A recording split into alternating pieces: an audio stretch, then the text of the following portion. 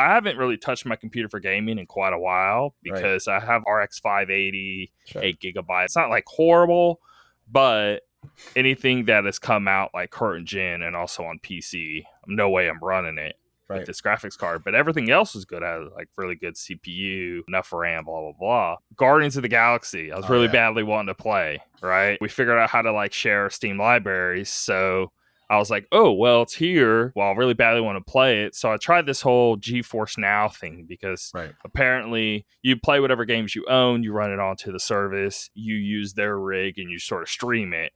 But it was a horrible experience. Horrible. I mean, I guess I'm just used to Stadia. It's a million times way better. Yeah. Now, the specs of like their rig on Stadia isn't nearly as good, but the stream quality is complete trash. I mean, I'm directly connected on fiber, and it's looking horrible. I don't get it. Anyway, so I've sat there and I was just like, well, it's already installed. So let me just go ahead and run it on my rig and maybe on like low settings, even at like 1080. I'm like, this ain't going to work. But I'm looking through the options and I see this AMD Fidelity thing. And I'm like, oh, let me turn. I don't even know what this is. I turn that on, put it full blast, boot up the game again. Now I'm getting like 60 FPS on like low settings and things are looking amazing. And I'm like, what is going on here? So I'm really confused. And I'm thinking like, maybe it's this one part in the game. So I try to play more. I quit, load it back up. It's still acting great. And I'm like, hold on. I sat for a while trying to figure out what was even happening. And it was because of that setting. But because, again, I was adding that setting, but I was trying a million other things. I didn't realize it was that thing that even caused it to be all great. And then I start looking into it. Long story short, I'm playing like Resident Evil 8 Village at like 100 FPS on like medium high settings. What was the other game? Oh, Deathloop. Oh, Deathloop. Playing Deathloop on like medium settings. All these games 1440p, not even 1080, at least 60 FPS with this graphics card that came out in like 2017 or 2018. That I should not be able to do this, and yet I am. That's awesome. All because of this one little feature they added. It came out like a year ago, but again, I haven't been paying attention for so long. I just missed this whole thing.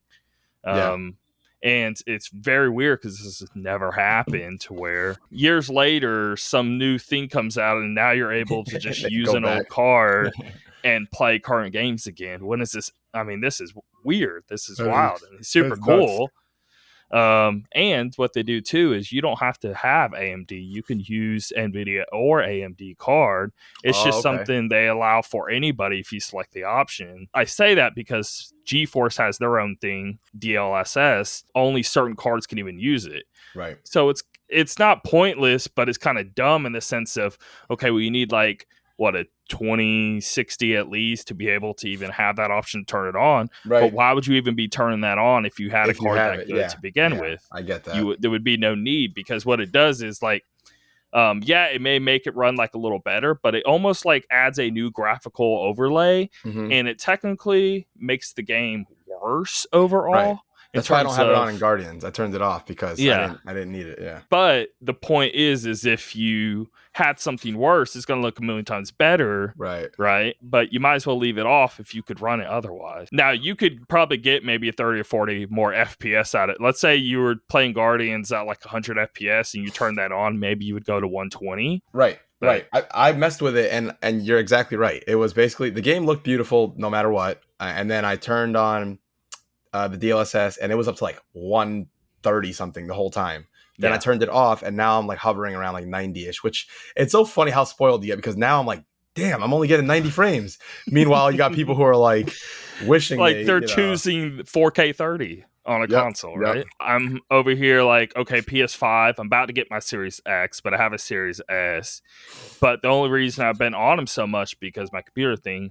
Now my computer is at least up to snuff, as long as a game with that option. Now I'm playing as if I'm playing on at least a next gen console, on a graphics card that definitely shouldn't be able to. So it's pretty weird. It's pretty awesome. Cool. That's so cool, and something so many people would probably never even have a clue about. You know, like so many people would probably be like, I can't run it.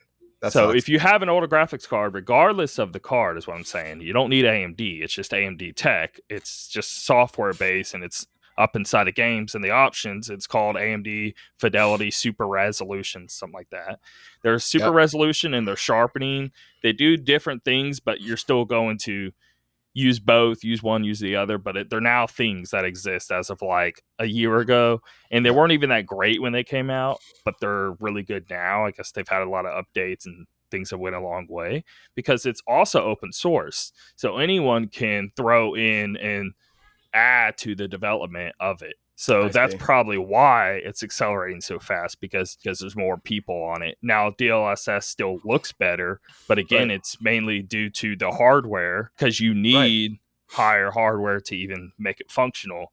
Where this is a completely separate idea of like, hey, let's make older graphics card usable again. Just to mention as well, around all this, the computer and the rigs and all that stuff, we should mention that we did do our sharing of our libraries now, right? So going Yeah, yeah, forward, I was saying like if Tim upgrades his computer at some point, and even if he doesn't, he'll be able to cover more games. Like I probably wasn't planning on buying Deathloop right now just because I have so many games. So now I can at least try it before we do Game of the Year, and you could play a game that maybe you weren't going to buy. So going forward, I think that'll help exactly. cover more games. It helped a lot. Like it'll help you with Deathloop. It'll help me a lot with so Guardians I was gonna get anyway. Okay. Right. But Resident Evil 8, I was Yeah. really on the fence with, which is weird. I love 7, but for some reason, I don't know. 8 wasn't really like Sure. I wasn't super hyped on it.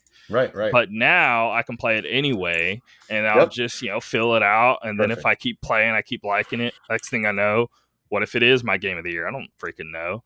But Yeah. Yeah. besides of that, regardless, at least I get to experience something I would have otherwise been like, I don't know, because there's a Right. lot. I mean, we There we is. only have 2 months left basically in the Right. year, and I still haven't finished Tales. I'm very close. I keep working towards it.